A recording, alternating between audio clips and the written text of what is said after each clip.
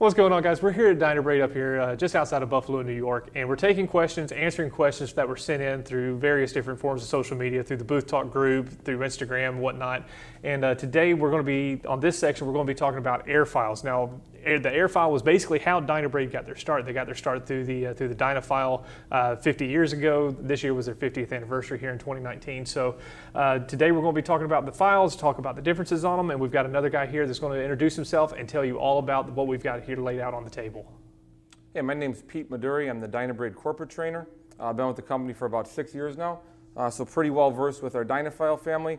The nice thing about our family is it's a nice family of tools. It's not like one was really made to replace one of the other models. So there's a lot of versatility built within these tools here. Okay. So just looking at our original Dynafile, this is a tool that made the company back in 1969. Runs a 24-inch long belt. The nice selling point about this guy is it's got 4 points of contact. So you can actually track all the way down to an 1/8-inch wide belt on this. Oh, wow. Then we got our Dynafile 2. This is an 18-inch long belt. Same horsepower, 0.5 horsepower. You got a little more versatility with this tool. You can kind of swivel the head around, get it in a comfortable position. So it's spring loaded, so real easy to change the belt when you remove the side cover with it being spring loaded. Belt just pops right off. Okay. So just 2 points of contact on this guy here. Now, one question just to jump in real quick is that, and it's going to be dealing with this guy right here. You guys have been well known for having air tools and the air tools that you make and the quality of them. Mm-hmm. But a lot of things that we've been seeing in the automotive side has been kind of like the emergence of the high performance electric tools. Mm-hmm. And seeing this guy right here, one of the questions that I had sent in to me was, are you guys going to be getting into the electric market on the tools?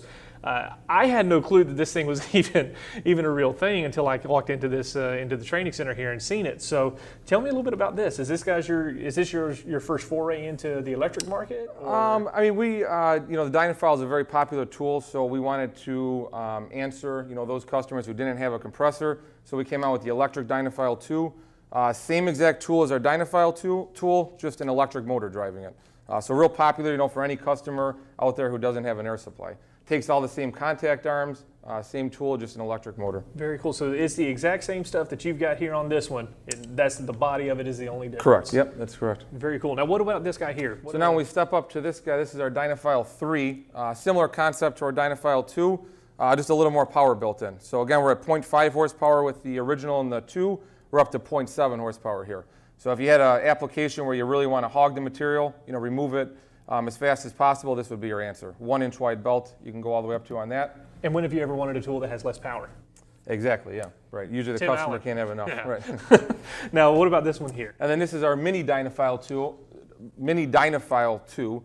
Same deal as our Dynafile 2, just a 12-inch long belt driving it. Okay. Just 0.4 horsepower. So if you needed the extra reach, we'd always recommend going with the Dynafile tool. Mm-hmm. But with this guy, obviously lighter weight, so for doing vertical work, great option here. Very cool. Now, guys, if y'all have any other questions, anything like that, reach out to Dynabrade through their social media, through Instagram, Facebook, LinkedIn, or just give them a call. Find them on their website. Again, their phone numbers are also listed on social media as well. Or shoot me a message through social media, Booth Talk, @thatpainterfella on Instagram, and we'll try to get them answered as best we can. Thank you, guys. Appreciate it. Let's move on to the next set of tools and get some more questions answered. All right. Cool.